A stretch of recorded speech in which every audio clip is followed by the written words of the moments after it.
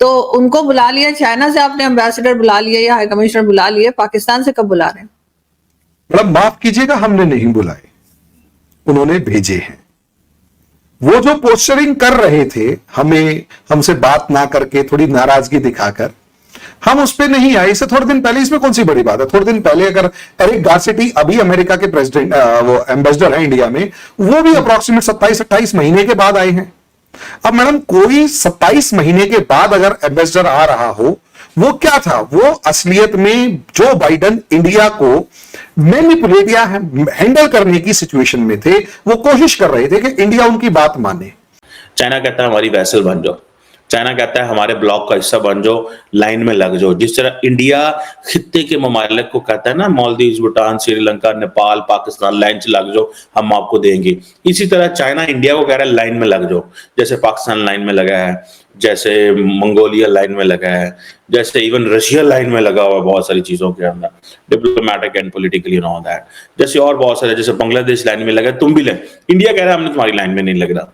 अगर India America के साथ ऐसा कर सकता है कि 27 मंथ्स तक एम्बेसडर नहीं आया तो कोई फर्क नहीं पड़ा, अगर इंडिया चाइना के साथ ऐसा कर सकता है कि एम्बेसडर नहीं आया तो कोई दिक्कत नहीं है, एज यू विश, तो मैडम पाकिस्तान का स्टेटस इन दोनों के सामने क्या है, पहले ये मेजर करके बताइए। दोस्तों, मोदी जी रशिया चले गए हैं। आप जानते हैं ना कि भारत और रूस बहुत पुराने दोस्त है और कभी एक दूसरे का साथ नहीं छोड़ा। ये एससीओ ये जो रशिया गए हैं, इसके पीछे बहुत बड़ा कारण ये है कि G7 में जो मीटिंग हुई थी, मोदी जी से रिक्वेस्ट की गई थी कि आप जाकर पुतिन को समझाइए कि वो किसी तरीके से इस लड़ाई को बंद कर दे। दोस्तों, आज मोदी जी उस पोजीशन में है, भारत उस पोजीशन में है जो ये कर सकता है, और पूरी दुनिया के अंदर कोई देश ऐसा नहीं है, कोई लीडर ऐसा नहीं है जो जाके पुतिन को रोक सके। सिर्फ मोदी जी रोक सकते हैं। लेकिन प्रॉब्लम ये है कि आप जानते हैं ना कि कुछ देश ऐसे भी है जो चाहते ही नहीं कि ये युद्ध रुके। अब उसके बारे में मुझे बताने की जरूरत नहीं है, लेकिन सबसे बड़ी बात यह है कि जो भी भारत की तरफ आंख उठाकर देखता है ना, उसको उसी भाषा में जवाब देना मोदी जी जानते हैं। आज भारत उस पोजीशन में आ चुका है कि भारत कहता है भैया हम तो तेरे आगे झुकेंगे नहीं, तुझे जो करना कर ले। और इसका भारत ने बड़ा जबरदस्त जवाब दिया है, अमेरिका को भी और चीन को भी। आप जानते ही हैं। दोस्तों, वीडियो देखिएगा, वीडियो देखकर आपको मजा आ जाएगा। वीडियो देख के कमेंट्स भी जरूर कीजिएगा, वीडियो को लाइक कीजिएगा और चैनल को सब्सक्राइब जरूर कर लीजिएगा। Thank you very much. इसे आप इस तरीके से देखिए कि इंडिया एक ऐसा कंट्री है जो अपने इंटरेस्ट के अकॉर्डिंग रिजिड है।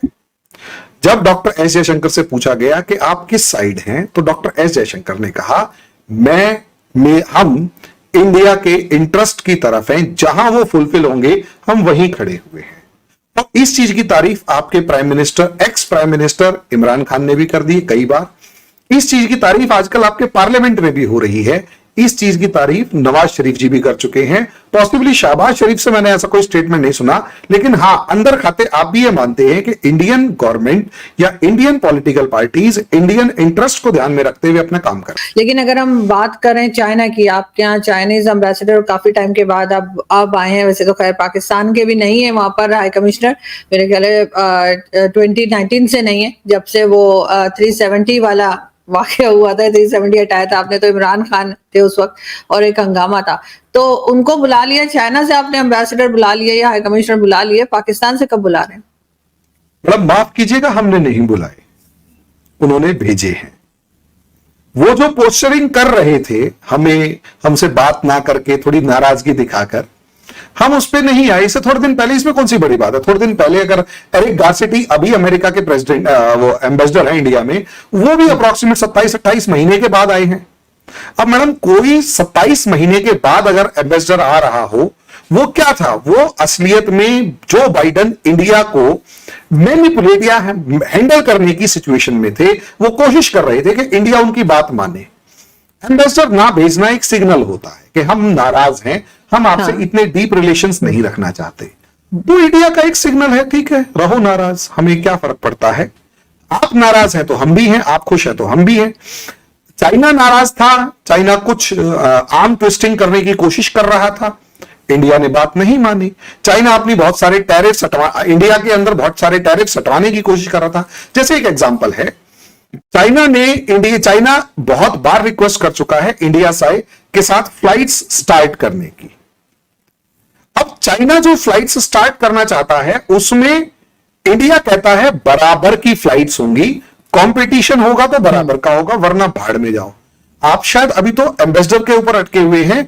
इंडिया और चाइना में कोई डायरेक्ट फ्लाइट भी नहीं है, एक या दो शहरों को छोड़कर। हाँ ठीक है, बिल्कुल। इसका मतलब क्या है, उसके पीछे का रीजन क्या है? उसके पीछे का रीजन यह है कि चाइना असलियत में एक मोनोपोली चाहता है। मोनोपोली यह है कि इंडिया से जो भी फ्लाइट चाइना जाए और चाइना और इंडिया का हो, वो सारी की सारी चाइनीज एयरलाइंस ऑक्यूपाई करे, सस्ती और बढ़िया वाली फॉर्म में। लेकिन हमारे यहां एयरलाइन इंडस्ट्री काफी मजबूत है और उन्हें इस चीज के अंदर चीप कैसे उड़ता है या लो फेयर के अंदर कैसे मतलब उड़ान भरी जा सकती है उन्हें आता है। मैडम इससे अंदाजा लगाइए, चाइनीज फ्लाइट्स खाली जाती थी और इंडिगो एयरलाइन से लेकर दूसरी एयरलाइंस वो फुल भर के जाती थी।